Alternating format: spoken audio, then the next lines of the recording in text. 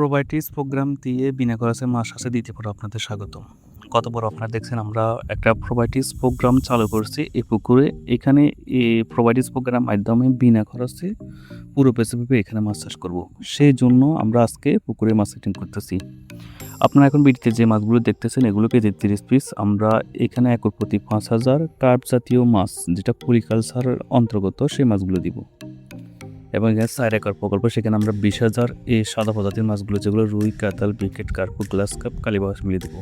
এবং আর 20,000 এখানে আমরা তেলাপিয়া মাছ দিব, অর্থাৎ আমরা একর প্রতি 10,000, 4 একরে 40,000 মাছ দিব। এবং এই মাছগুলোকে আমরা প্রতি 7 দিন পর পর প্রোবায়োটিক্স করবো। প্রথমত আমরা ওয়াটার প্রোবায়োটিক্স, পরবর্তীতে আমরা সয়েল প্রোবায়োটিক্স, এবং সর্বশেষ আমরা 7 দিন পরে কম্পোস্ট তৈরি করবো। এভাবে এটা আমরা অন্তর করতে থাকবো। এবং আমরা গত বছর এইখানে প্রতি একর প্রতি 100 কেজি খাবার ব্যবহার করেছি। সেখানে এই বছর আমরা একর প্রতি 25 কেজি হারে খাবার ব্যবহার করবো। অর্থাৎ খাওয়ার খরচ 4 ভাগের 1 ভাগ করে যে প্রোবায়োটিক্স প্রাকৃতিক খাবার তৈরি করে আমরা এই পুকুরটা মাছ চাষ করবো। এটার নাম হলো প্রোবায়োটিক্স প্রোগ্রাম। যাক, এখন আসলে আমরা যে মাছগুলো আপনার ভিডিও দেখতেছেন এগুলো আমরা এই পুকুরে দিচ্ছি। আমরা এর আগে একবার বলছি যে এখানে আমরা একর প্রতি 5,000 করে মাছ দিই, 5,000 করে তেলাপিয়া দিই। মিডিয়াম রেঞ্জে চাষ করে প্রাকৃতিক খাবার তৈরি করে এই পুকুরটা চাষ করবো, এটা সম্পূর্ণ নতুন একটা পদ্ধতি। এখানে আমরা মাছগুলো সেটিংয়ের ক্ষেত্রে একটা বিষয় অবশ্যই আমরা মাথায় রাখবো, যে যেহেতু এটা আমরা প্রোবায়োটিক্স নির্ভর করে মাছ চাষ করবো, পুরো বছর মাছ, এবং খাবার খরচগুলো 4 ভাগে 1 ভাগ করবো।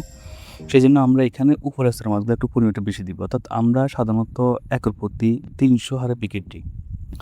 বিকেট মাছগুলো উপরের স্তর শুধু প্লান্টন খেয়ে বড় হয়, এবং আমরা এই ক্ষেত্রে বিকেট দেবো একর প্রতি 500 করে, অর্থাৎ 200 করে বিকেট বাড়িয়ে দিব। এবং কাতালটা আমরা একর প্রতি 100 করে দিই, যাতে কাতালগুলো খুব দ্রুত বড় হয়, যেহেতু প্লান্টন খেয়ে বড় হয় কাতালগুলো বেশিরভাগ।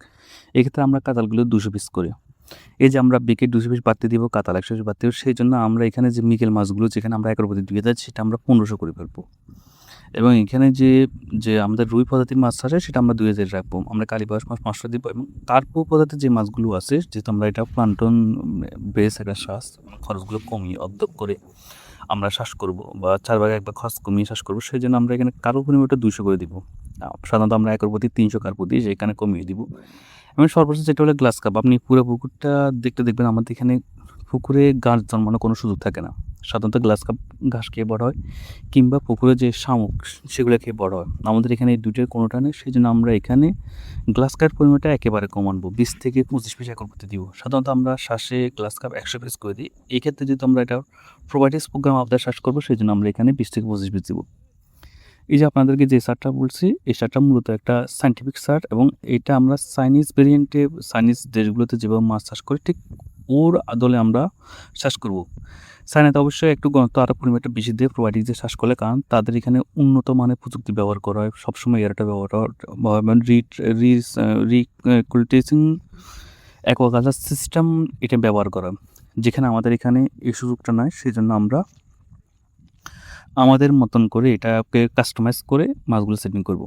এবার আমরা এটাতে তেলাপিয়া দিব একর প্রতি 5,000 করে। এই যে 4 একর প্রকল্প, এখানে আমরা 20,000 তেলাপিয়া দিব। সেটা অলরেডি আমরা আরেকটা ভিডিওর মাধ্যমে এটা আপনার দেখাবো।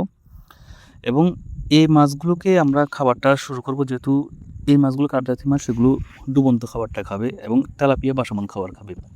আমরা এক্ষেত্রে যে টিকটা ব্যবহার করবো, আমরা এখানে পুরো পুকুরে তেলাপিয়ার জন্য যে খাবারগুলো 100 কেজি দিই, সেখানে আমরা 25 কেজি করে খাবার দিব একর প্রতি, শুধু তেলাপিয়ার জন্য বাসমান খাবারটা দিব।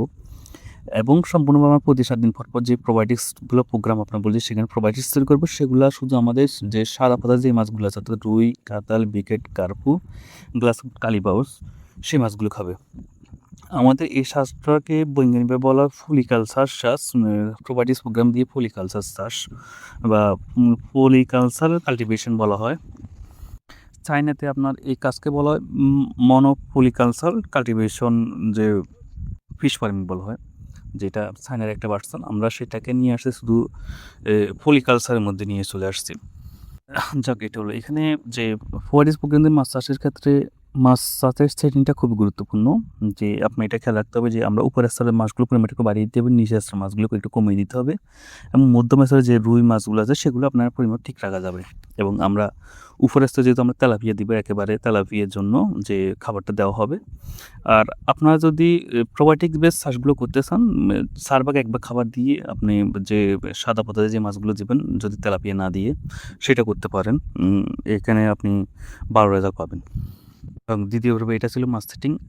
আমরা এভাবে মাছ সেটিং করি, আপনারা এভাবে মাছ সেটিং করে প্রোভাইডিস প্রোগ্রাম দিয়ে সুন্দর একটা শ্বাস করতে পারবেন।